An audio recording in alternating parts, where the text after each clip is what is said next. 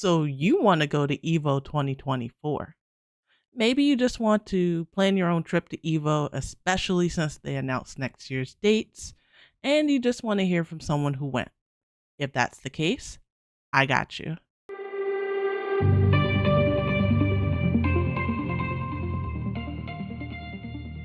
I've had questions about EVO 2023, such as, oh, you went? You were in attendance? How are the prices?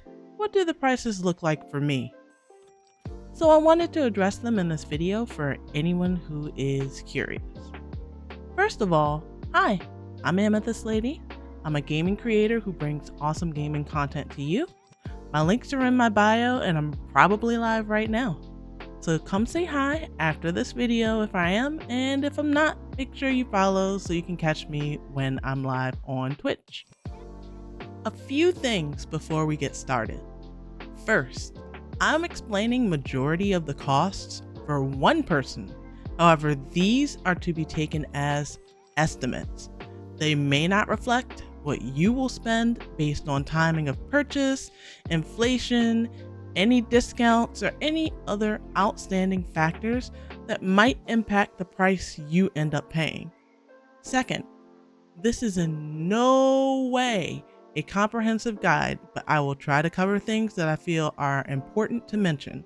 If you have any questions at all, let me know in the comments. And third, good financial planning is going to be the key to a nice EVO experience. Good financial planning is not going to Las Vegas and hoping you can gamble and win to cover your costs, nor is it getting a bunch of credit cards to pay for your trip with no way to pay the cost back responsibly, nor is relying on money matches to pay for things. No, no, no. I'm mentioning these things because I've heard them as solutions to paying for your EVO experience. They're not.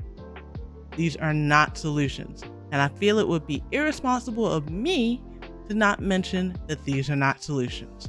So there you go. Now that that's out of the way, let's begin. There are two main costs that you are going to want to cover ASAP, and that is travel and accommodations. Some people for travel to EVO are lucky enough to catch a train or just drive, or are willing to take some sort of a bus. These other transportation methods are fine, but for the sake of this video, I'm going to touch on air travel. I flew American Airlines and I stayed at the Mandalay Bay. Airline offerings are going to vary based on whichever airport you are using, but the earlier you can get your airfare sorted, the better. I prefer a non-stop flight, so that's about $600 round trip. When you are traveling, keep in mind any sort of additional baggage fees if you're bringing any additional equipment, such as your own monitor for carry-on bags or additional check bags. A flight with stops versus non-stop will also be factored into your price. Also, think about how you're getting to and from the airport. Will you Uber, Lyft? Is there public transportation you're able and willing to take? Will you drive yourself? And if so, which parking lot will you use and what are the fees? We'll talk more about the Las Vegas airport in a bit, but for now, these are questions you should think about related to your home airport or wherever you're flying out from. Regarding where you are going to stay, in my opinion, it just makes the most sense to stay at the venue hotel. Yes, you can do an Airbnb, and yes, you can stay in one of the other hotels on the strip. However, I feel that it is best to just stay at the hotels close to the venue that actually offer EVO reduced rates once they are available under the EVO room blocks. For EVO 2023, this included the Mandalay Bay, the Luxor, and the Delano. They all are in the same complex, so they are walking distance to everywhere you would want to be for EVO weekend. Upon reservation, you will have to put down a percentage as a deposit on a card. However, they explain all the costs before you decide to book. Book the room you want as soon as you are able to get it. I reserved a Resort King room, which was a really nice room, very well appointed, and this ran about $1,100 for 5 days, and this included an early check-in fee. I decided to pay that. That's not mandatory, but it is what it is. That's what the cost was for me. As the EVO dates get closer, rooms do sell out. I checked one additional time for new rooms after mine was already booked, just in case I wanted to reserve a better room or downgrade, and I saw more rooms offered after being previously sold out, but those sold out again pretty quick within a couple of days. On the same topic of where to stay, I've stayed at other hotels during EVO years. Uber, Lyft, taxi, limo. Yes, I did a limo before because of a last minute time sensitive arrangement. All of that can get expensive.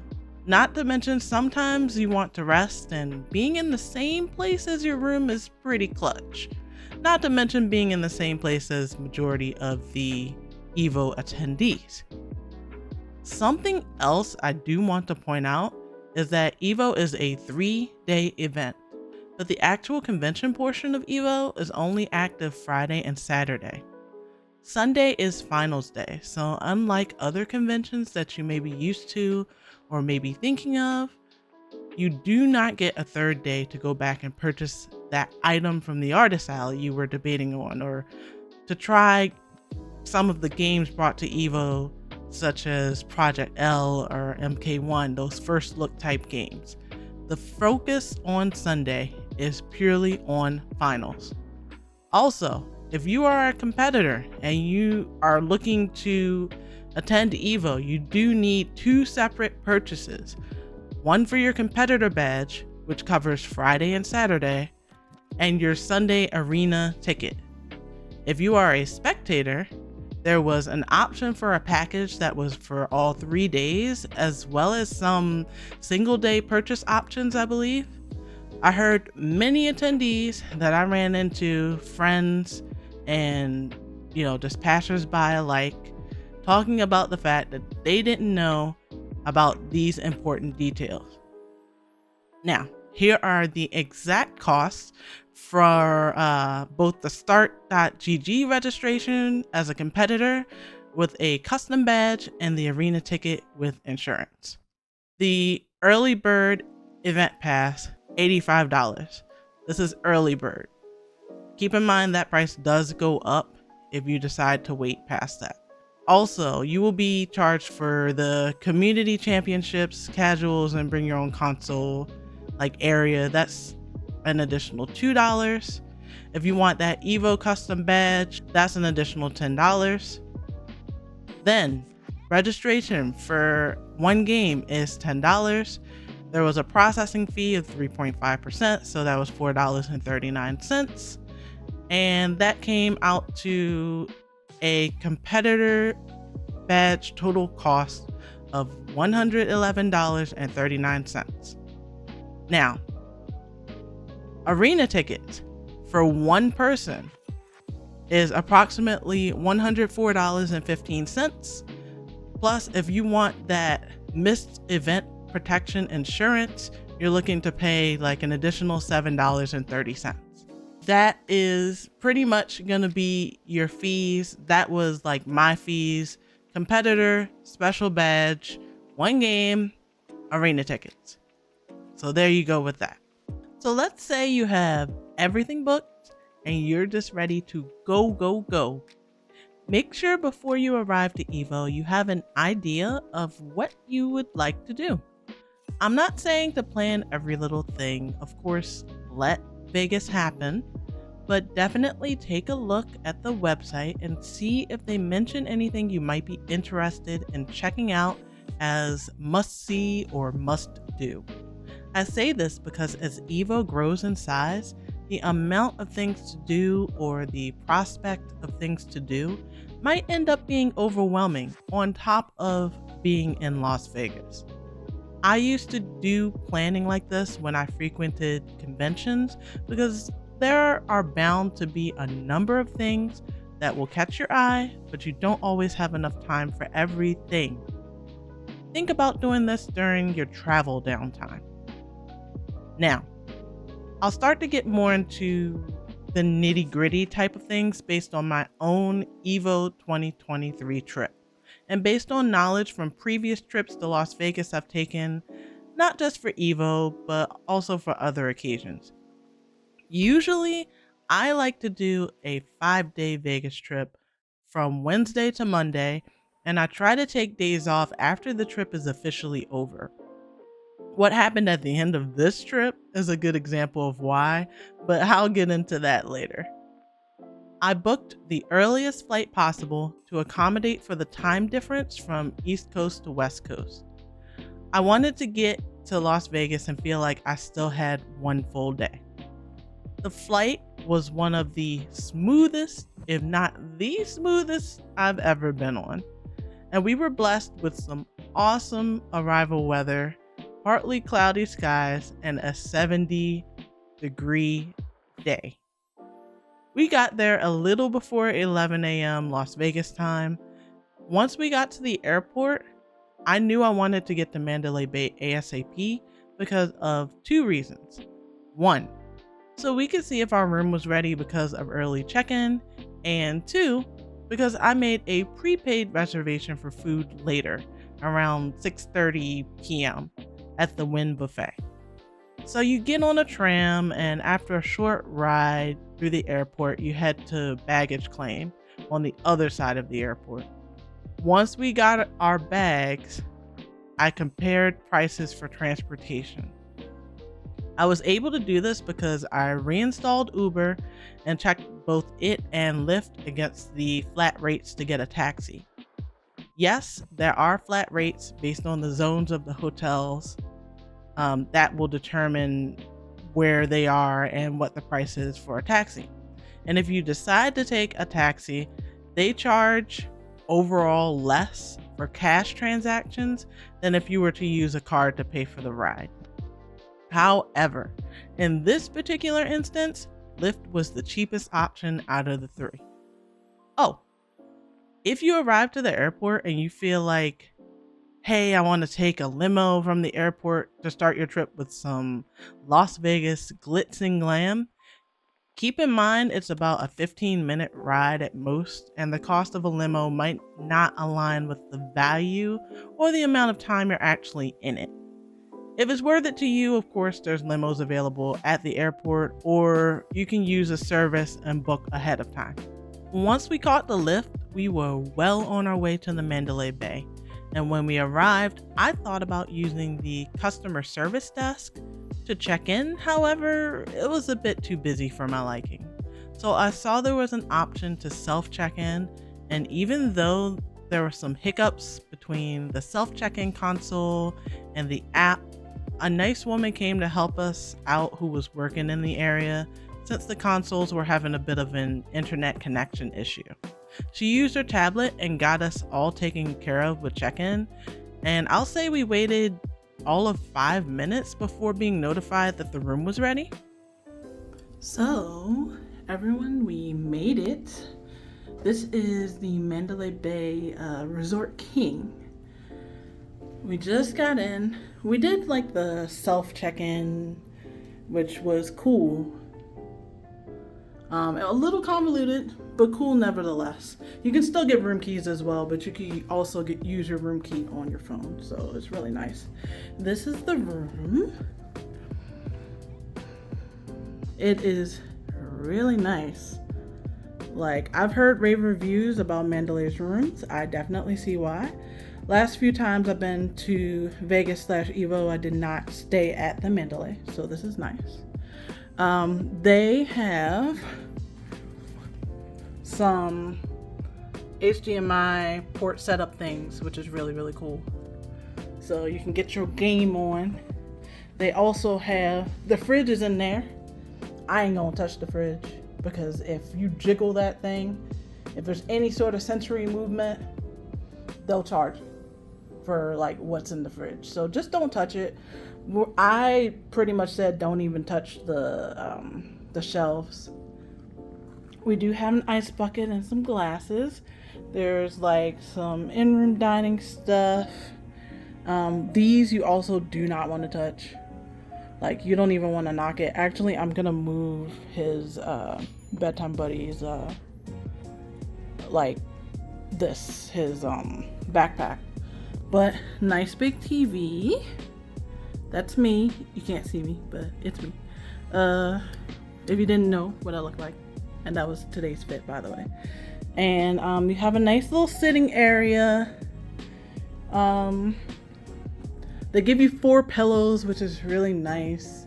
They had the AC on when we got in, and this is like the view. So we didn't get like a strip view, which I'm okay with. You can kind of see the sphere peeking through, so that's going to be interesting to see how that is at night. But you can definitely see the mountains, and honestly, like, that's really nice to me. If you look down, there's like this whole thing, and then there's that over there, whatever that's going to be. But anyway, and then you have your closets. Your safe is like in the closet, you know. It lights up as well, see. Ironing board. This is just another closet. It does light up. You gotta open the other door, but I think y'all get the point. And then you have the bathroom. So in there is the toilet, but we're not gonna, you know, BTB had to use this, so we're not gonna do anything. But there's a soaking tub, and there's a separate shower, so that'll be cool. And there are 2 sinks. So, and there's this really, really, really, really nice mirror, but I'm not gonna highlight that because he's getting ready to come out the bathroom. But yeah, pro tip: to circumvent the issue with not having a refrigerator, use your ice bucket, go get ice, and fill one of the sinks, because you really don't need to, you just need one. Otherwise, if you decide to say that you need like the fridge, like a separate fridge or something, I believe the woman said they charge you like 40 or 50 bucks a day for an extra fridge. And if you need a medical fridge, they give you like a small one. So don't think you'll get a free one that way.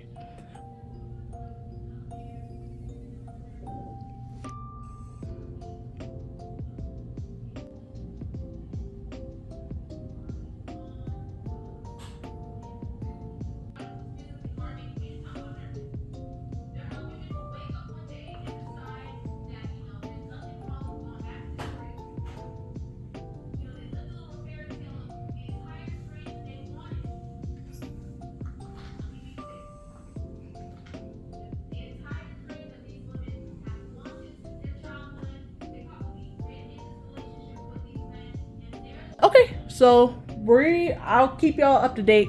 We're gonna like go eat and chill. Bye. Early check-in was a success and well worth it in my opinion, because we were able to chill and freshen up a bit before exploring the Mandalay Bay and the other areas, such as the shops and the hallway between the Luxor and Mandalay Bay, as well as the Luxor itself. Eventually, amid our exploring, we got hungry, so there was a pizza shop we decided to stop in and try for lunch.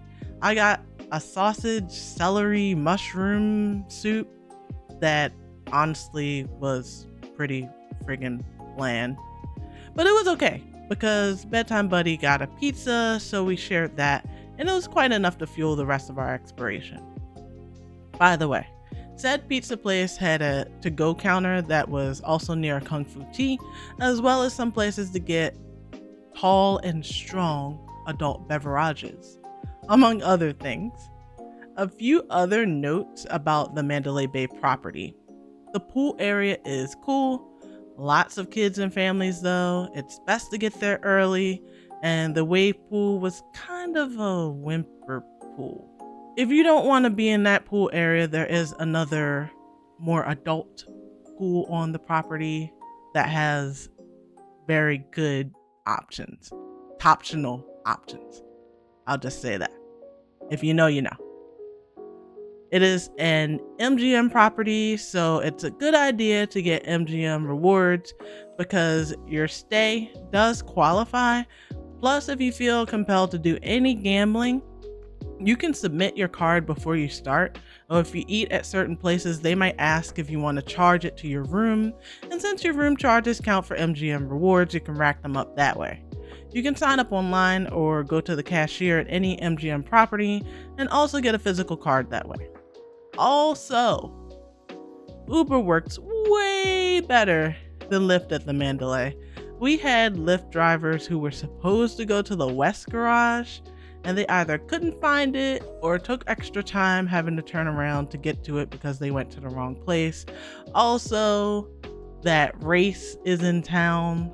I believe there's like a 10-year contract with that race that's around, and a lot of construction goes into when races happen in cities, so that also adds to the travel time no matter what, and the frustration and confusion of the Lyft, Uber, taxi drivers and locals. So yeah, while we're on the subject, you can get food DoorDash to you. This knowledge is powerful. Let me explain why. While there are ways to get essentials from the Mandalay Bay or snacks or, the most valuable thing in the desert, which is water, majority of the time, the most convenient way to get said things will cost an unreal amount.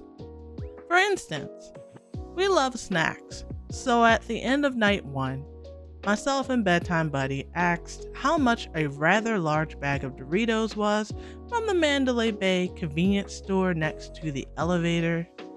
The cashier said $12, and we put it back immediately. Ugh. Another instance is when we needed some water, and near the elevators of our floor was the ice machine as well as the drink machine. The drinks were $3.50 a piece, so that was one of the most affordable instances of being able to purchase water. However, the machine would sometimes malfunction until I managed to reset it and get it working again, so it could take money, because I know random stuff like that, technomancy stuff. But anyway, for our snacks and for water, getting these things DoorDash to us was an amazing option that added more comfort to the trip and to our room. We kept the ice bucket full of ice and we were feeling great. Keep in mind, filling the second sink with ice to keep drinks cold is another option, by the way, if you feel you need it. Back to the rest of night 1. When it was time for our Wim buffet reservation, which was approximately $82 per person, by the way, we took an Uber on over and stood in line for maybe 5 minutes before we were seated. I've been to the Wim before on a previous Las Vegas trip, and I had a really good experience, so I was super convinced that this would be another shining example. Oh, by the way, I didn't get the all-you-can-drink package at any of the places that we were at to eat because I don't feel like they're worth it to me for the price. Especially when you can just go to, the ABC store or other places to purchase bottles of adult beverages at reasonable prices. Anyway, though I remember the Win being so much better, this visit was a 7 out of 10 at best. Mainly because the crab legs were a bit overcooked, the fruit didn't seem as fresh, and also I got another soup that was pretty bland. I was craving soup for some odd reason. However, for a dinner experience, it was pretty nice. The ambiance was good, the server was cool, and there were loads of funny experiences with Bedtime Buddy trying new food he'd never try otherwise, which kept the mood pretty light. Once we were done, we returned back to the Mandalay via lift and stopped by the -5 ice bar in that shop area between the Mandalay Bay and Luxor because I saw a cinnamon toast crunch adult drink that I wanted to try. After walking around a bit more, I needed a nap because that drink sat me down, so I went back to the room. The rest of the squad wanted to hang downstairs, so once I woke back up from my nap, I joined them. We hung around some middle bar at Mandalay Bay that had soundbar in the name. I don't remember the name. And that was a pretty friggin' fun time.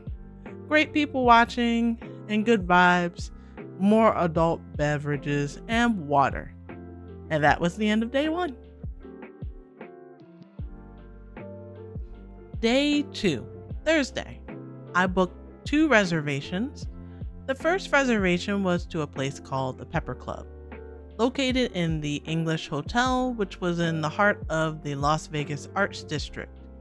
This was a nice chance for me and Bedtime Buddy to have a nice, picturesque date, get off the strip, and to try a dish I have been eyeballing for months, their ube stuffed French toast. The Uber ride was a smooth one, and the service when we arrived was top notch. Not to mention the grounds were beautifully kept, and I saw all sorts of birds, including hummingbirds. It had been years since I've seen hummingbirds, so I was pleasantly surprised. I'd say that if you're going to go off strip, definitely reserve if the place has a chance to make reservations, and research the area a bit so you're not completely lost when you get there. There are a lot of cool places off strip that can enhance your EVO trip if you have the time to visit them. Once we were finished, we went back to Mandalay Bay to meet up with friends who were staying at the Luxor. We were going to go to get our badge pickup done, which I always advise to get done ASAP to get out of the way and not have to worry about it on the official EVO days. The badge pickup process had the makings of an easy process, however, there were a few miscommunications, we'll say. I did get my badge and my water bottle, but a number of volunteers seemed confused about the water bottles. And I heard a number of things from you had to pay for a water bottle to get one to we're out of water bottles. Slightly away from the badge pickup area is a food court. Don't be lured in. The food court next to the EVO Convention Hall is expensive AF. I was thinking, hey, maybe this would be a good place to get like a fountain drink or something only to drink, not the food. But a member of my traveling party, I won't mention any names, was curious about the prices. I knew they were pretty high, but sometimes you gotta learn by doing to leave a lasting impression. So we go to one of these spots where they have little bottled juices. Now we picked 2 of them out. The woman working the counter rang them up, and I thought the price on the bottom of the display was from the previous person that just picked up food before us.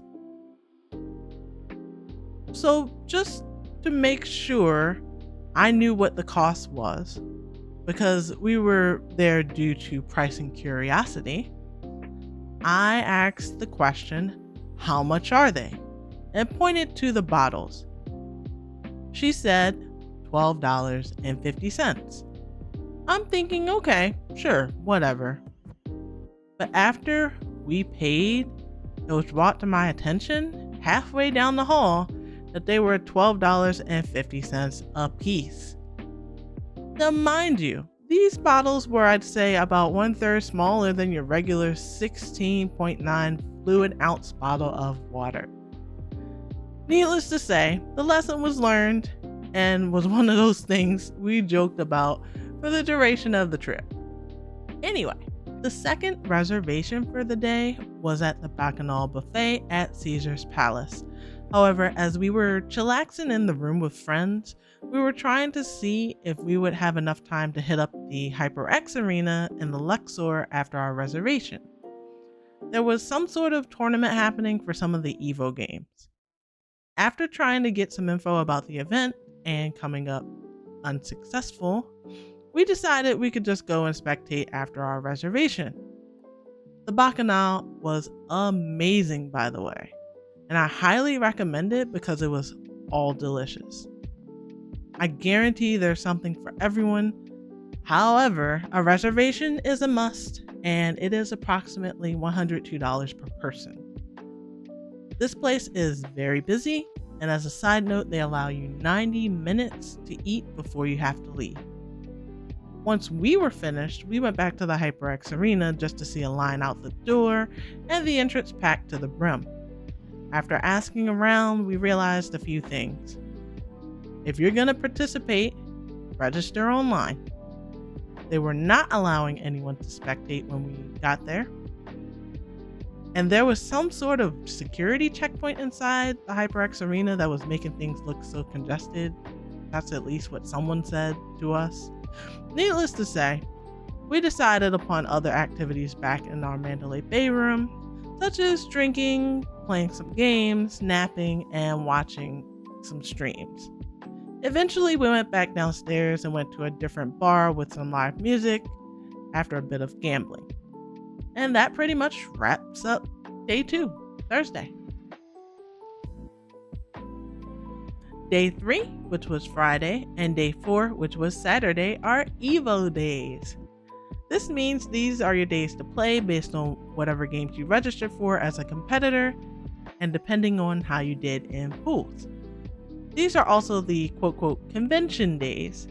So you have your artist alley, your industry booths, your playable game demos, cosplay contests, panels, and more.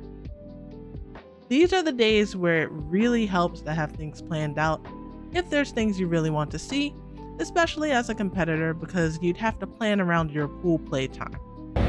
So this is EVO day 2. As you can see, there's a lot going on. There's BTB. Hi. So you would come in through this way. It's a long walk. It's a lengthy walk from the Mandalay.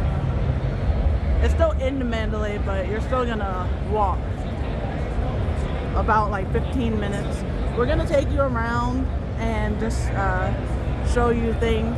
One of the things I do want you to take a look at immediately is the Mortal Kombat area and the line. That line is ginormous.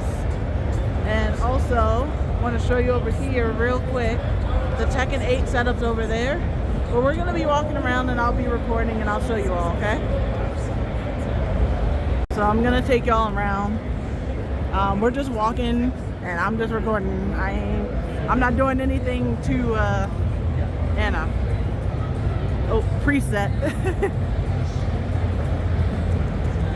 So Crunchyroll's over there. Apparently Crunchyroll was way too loud for the people who were playing in pools to hear it, so that was a thing.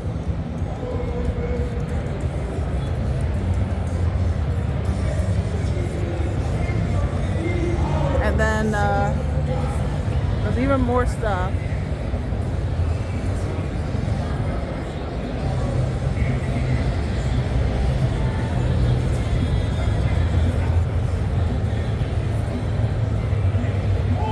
So there's a lot of things to see. There's S&K booth right there. Skullgirls is over here. Where you want? Which way? Want to go that way or straight? All right, we're going through the artist alley part right now. Gaming Generations. Or Gaming Gen. My bad. Lots of people. Lots of stuff you can buy if anything is your persuasion. There's also random places that you can sit down and play different things, like the Street Fighter there at the combo booth. They have their new product there for people to try. Anyway, let's continue. I guess someone tried to airdrop me something. I don't know. I don't even know how that works. It looked like someone was trying to link something with something or another, and it stopped the recording. Sorry about that, y'all. Got the nice biking shirt. That's Arcade Shock over there, which is cool. For all your needs, you can see they have bat tops, ball tops, all sorts of things for your stick needs, controller needs. This is M.Rage Astral Systems. I actually have one of their jackets. It's a bomber jacket. I'll wear it in the fall. So maybe you'll see me at an event wearing it. They're pretty cool. These are the people who did my bomber jacket that I bought. Oh, yeah? Yeah. And let's see, what else? There's a lot to see. A lot of things to purchase, possibly, as you can see. I'll turn it on again in a sec. Oh, that's the Tenno booth ahead, by the way.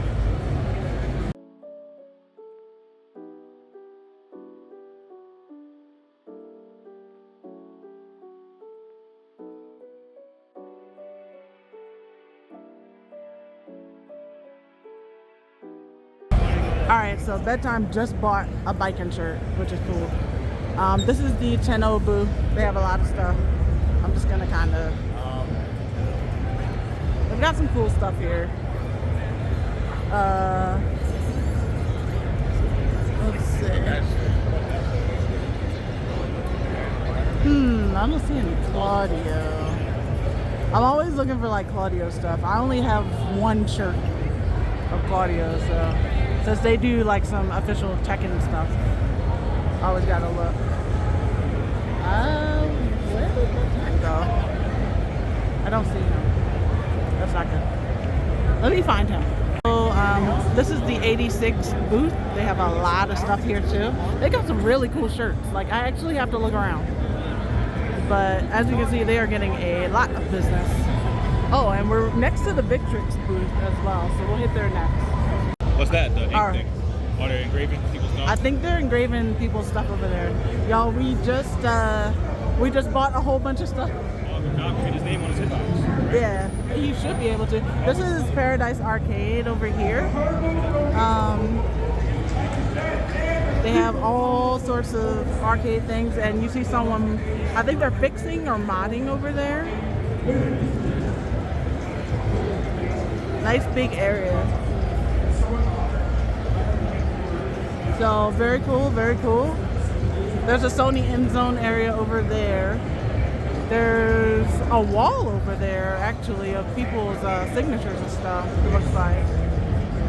There's a lot more to see, so we're gonna go take a look. This is the Victrix booth over here. And as you can see, more people are like playing Street Fighter over here.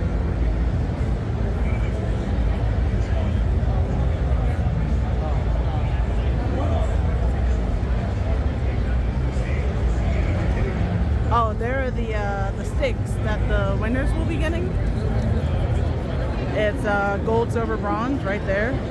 Winners of EVO, like top 3. And Victrix sticks are really nice looking. I love the brushed look on them. Really, really cool. So yes, for all your Victrix needs. Okay, let's take a look. Where did that go? I keep losing him. Oh, he's right there. Alright, so this is Controller Chaos over here. As you can see, they do controller modifications and stuff. Really, really cool stuff. This over here is something called S tier. I don't exactly know what this is, but it looks like they make woven stuff. Like, there's a Mortal Kombat rug on the floor, which is cool. They got the Cyclops and the Ryu. The Cyclops. That would be for bedtime. I wouldn't rock Cyclops, but that's totally him. Optic glass. Oh my gosh. These are really cool.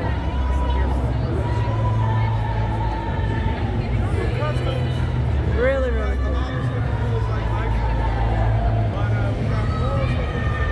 I want to get one, but we don't really need a rug, right? No, we don't. You can also see this right here. This is a rug. This is memories like crazy right here. Look at this. Isn't this sick? This is so sick. They've got some really cool stuff here.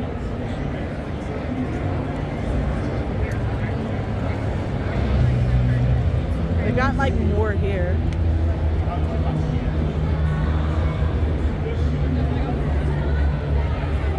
This is a Tasa shop.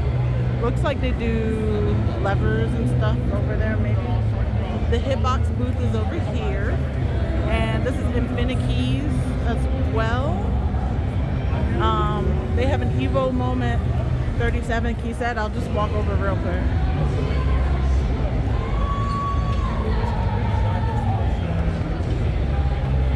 It's like I be saying, it's not over till it's over. Looks great.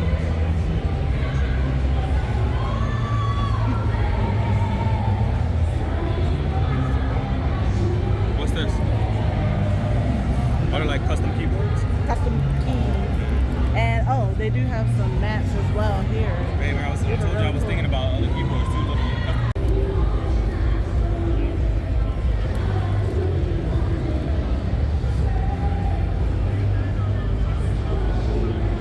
Okay, so we're kind of crossing over into the artist alley. Oh man. Oh. Daddy Yoruichi. Oh, yep. That's Yoruichi. You might be able to order one if you want it. But yeah, there's a lot of artist stuff here. I guess I'll be kind of careful what I get on. Because some of these are kind of lewd. Not that I have anything against lewd stuff. Yeah. But there's a lot of artsy stuff here. I'm gonna take a look.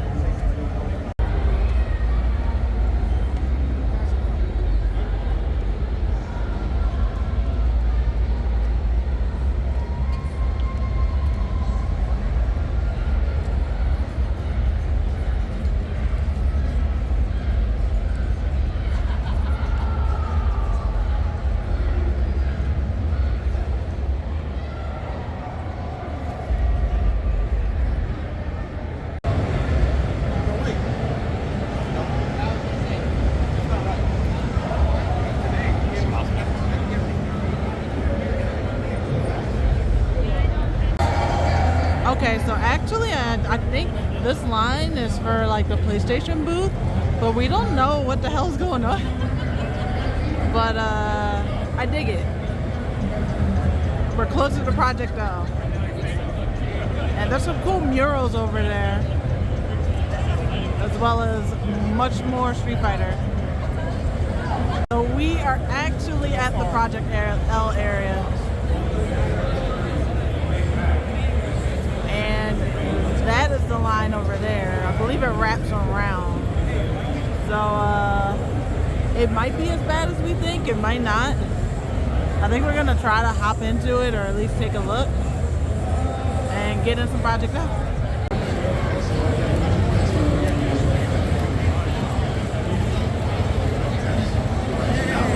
Back again.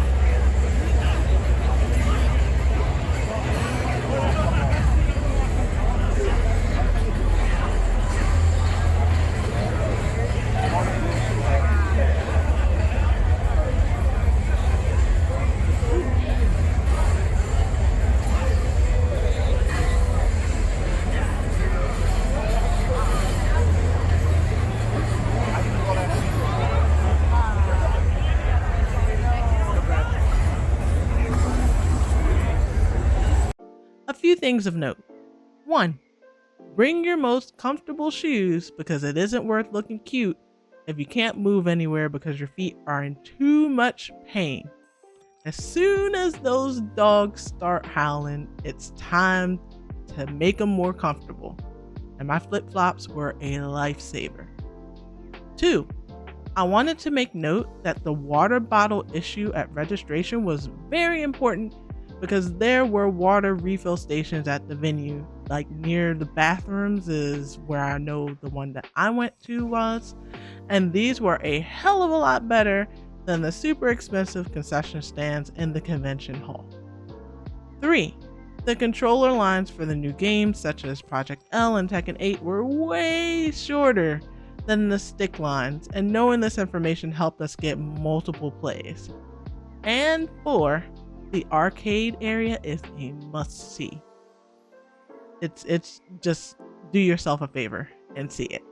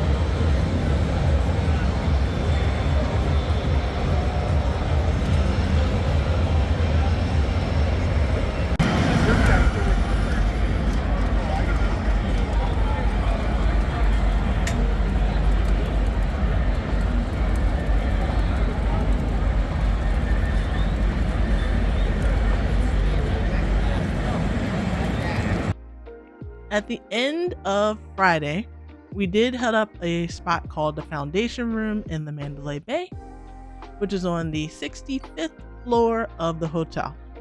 It's a cozy club atmosphere where the music was pretty good and the view of the strip was pretty amazing.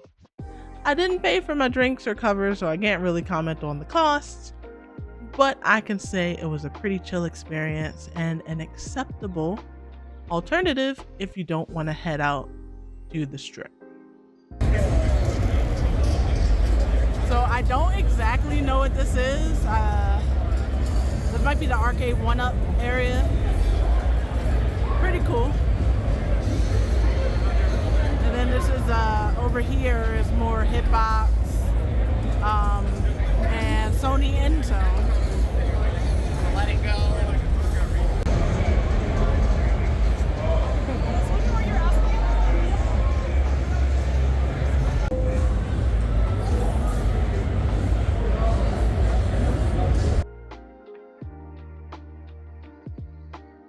This is the Chipotle Lounge. You can actually sit here. Just a place to sit. They don't have any food, but real chill area. I've been seeing a lot of my friends here, so it's a feat saver for sure. So this is like the indie part where you can play stuff that isn't out yet, made by indie devs. It's actually really cool.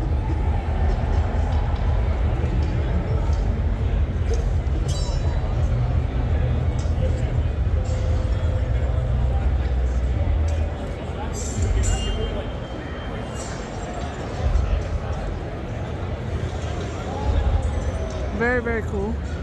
Oh, Checkmate Showdown. I've heard of that. Here is more of the Mortal Kombat 1 booth. And this is where I'm standing right now, which is the Tekken 8.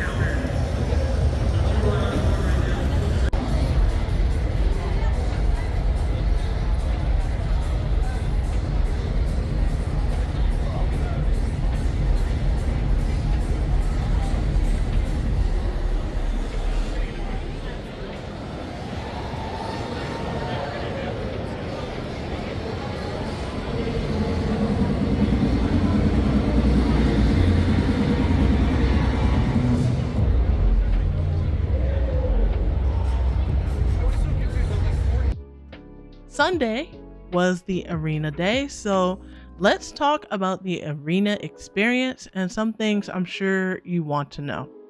There are pros and cons to the entire arena experience that I feel are important to include, especially since the arena sold out this year. Contrary to belief that the scalpers would have a bunch of empty seats, this was not the case, as the arena was pretty packed from the beginning of the finals. The Mandalay Bay Arena is in the same direction as the EVO Convention Hall, just down a different corridor, so it's still very convenient. There is a security checkpoint, and they will make you throw away your drinks and food if you have any on you. I saw some people with their EVO water bottles in their hands, and I have no idea what happened to those, but I didn't wait to find out either. If you were one of those people with your EVO water bottle in the arena, let me know in the comments what happened at the security checkpoint, just to share the information, share the knowledge. For one, we decided to start our arena spending with some water, only to find that they don't let you keep your bottle caps. I guess this is because of the influx of throwing things up at the performers that I've seen on like TikTok and socials. Or maybe it's some stupid money grab, since there's a high possibility of your drink spilling as people move past you to get to the aisle or to their seat for one reason or another. The lesson we quickly learned was, unless you're planning on downing the beverage in a very short amount of time to protect it from being spilled, get the fountain drinks instead, because at least those come with a lid. We sat at seats that were elevated toward the left side of the stage. Definitely try to sit in the seats with no one behind you, because I unfortunately had some family with kids that insisted on kicking my chair over and over and over sitting behind me. Eventually they left before Street Fighter 6 started, which was great, but it was very annoying that majority of my arena experience, I had to deal with that. Additionally, the seats are pretty squished together, and if you've got long legs like me, then prepare for your knees to hit the seats in front of you. There was the thought that the floor seats might have been the more comfortable ones, but they were like the wiggly type of folding chairs, and I imagine that once everyone stands up, it's hard to see what's going on. Arena food is expensive, but what else are you going to do in the arena for food? You either spend or you're gonna starve in there. Among our group, we had hot dogs, french fries, nachos, and cotton candy. And probably some other things I didn't notice, but those were the things I did notice and that I happened to eat. Another thing of note is, if you want a chance at some of the free things that they might happen to pass out like during the show, or a chance to do some of the mini game type activities that they use to ease the transitions between like games and things of that nature, then you want to sit as close to the main floor as possible if you're on the sides, or sit as close to the front as possible if you're on the main floor. Seeing everything live was awesome for the experience, because the crowd and their reactions were just great. The live music was good, and the atmosphere is pretty amazing. However, the negatives were just so much and just enough to make me think twice about doing it the next time we go to EVO. Mainly because the sound of getting a suite and during a watch party sounds overall more comfortable, and comfort is not something to be underestimated during this type of trip. Not to mention, as EVO gets bigger, scalpers are going to be more common, so you have to realistically think about the possibility that you might not be able to get tickets to the arena unless you purchase them right when they're available.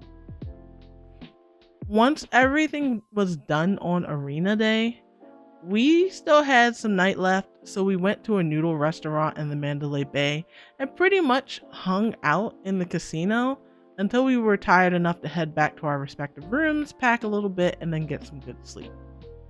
If you're interested in the crowd reactions from the EVO 2023 finals day that Sunday, I did record them and you can check them out at the end of this video. They'll be in the end screen, or you can just check out my YouTube channel. They'll be there too. You'll find them. When Monday morning rolled around, we head back to the airport for our 11 a.m.-ish flight, approximately 11 a.m., with plenty of time to spare, mind you. However, when we arrived at the terminal, I saw something that was usually a telltale sign of a problem. A long ass line. I saw friends standing in the line already, and I asked what was going on, only to find that the flight was canceled due to inclement weather near our destination. One of my friends heading to the same place got automatically rebooked for a non-stop flight that was departing at 11 p.m. While I stood in line, I received an email that the flight was rebooked, but this time it would be a flight to a different state, just to wait for no less than 8 hours before getting on another flight home. That didn't seem like it would be a good idea, especially since that would be the possibility of another flight canceling at some point, and I didn't feel like gambling any further with travel arrangements. So I took it upon myself to check the American Airlines app, which also gave me the option to rebook, but it was for the same non-stop flight at 11 p.m. that my friend was initially offered. I have no idea why they didn't just do this in the first place, though I can guess it might have been to make sure this flight wasn't overbooked and they end up with a bigger issue on their hands. We had an abundance of time after that, so we managed to eat some breakfast, roam around the Las Vegas airport, then eat some lunch, and when we got bored enough, we played some Street Fighter 6. This was actually a pretty cool experience, this portion of the waiting, because others set up around us and even came to ask for next on our setup, which was good entertainment to watch. The possibility of something like this happening is the reason why in the very beginning I explained that I usually like to have another day of cushion after travel, especially when there is a pretty big time difference. Thankfully, there was no further delay and we arrived back home the very next morning, and I slept the whole flight through. Overall, EVO 2023 was a very nice experience. This experience does have me mainly considering doing finals day differently. However, I am overall happy with the way everything turned out. Good planning goes a long way, and hopefully this information helps you plan for EVO 2024 should you decide to go. If you enjoyed this video, please give it a like as it helps spread the video to those interested, and comment, especially if you have questions. Finally, please subscribe for more awesome gaming content. I know this was a long ride, and thank you for sticking through it and sticking through the video. I appreciate you. Until next time, AKNet, bye!